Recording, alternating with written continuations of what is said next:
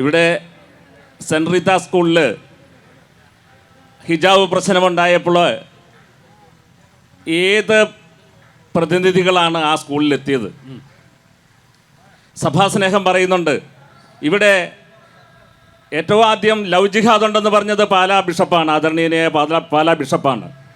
അദ്ദേഹത്തിനെതിരെ കലാപക്കൊടി ഉയർത്തിയ ഇവിടുത്തെ ഒരു വലിയ സമൂഹം ഇവിടെ ബിഷപ്പ് ഹൗസ് ആക്രമിക്കാൻ വന്നപ്പോൾ അതിന് തടസ്സം നിൽക്കാൻ പോയത് ഇവിടുത്തെ ഹൈന്ദവ സമൂഹമാണ്.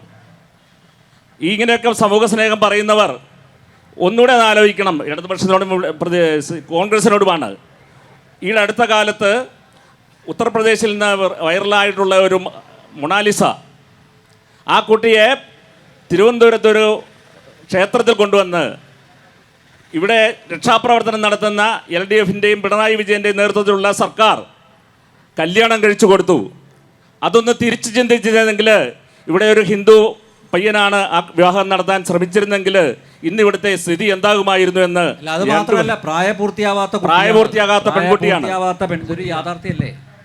പാലാ ബിഷപ്പ് പ്രതികരിച്ച വിഷയം അതൊരു യാഥാർത്ഥ്യമല്ലേ?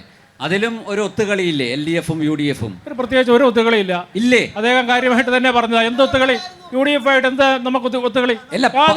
ഞാനൊരു കാര്യം, ഒറ്റ കാര്യം, പാലാ ബിഷപ്പ് പറഞ്ഞത് യാഥാർത്ഥ്യമാണോ? തീർച്ചയായിട്ടും അതെ. ലവ് ജിഹാദ് ഉണ്ട്, ആ കാര്യത്തിൽ തർക്കമൊന്നുമില്ല. യെസ്, അത് സംബന്ധിച്ചല്ലോ, അത് മതി. UDFിനും ഇതേ അഭിപ്രായമാണോ? ലവ് ജിഹാദ് ഉണ്ടോ? ആ ഒരു കാര്യത്തിലേ ലവ് ജിഹാദ് ഉണ്ടോ ഇല്ലയോ? അദ്ദേഹം പറഞ്ഞു ലവ് ജിഹാദ് ഉണ്ട്. നാർക്കോട്ടിക്സ് ജിഹാദ് ഉണ്ടോ?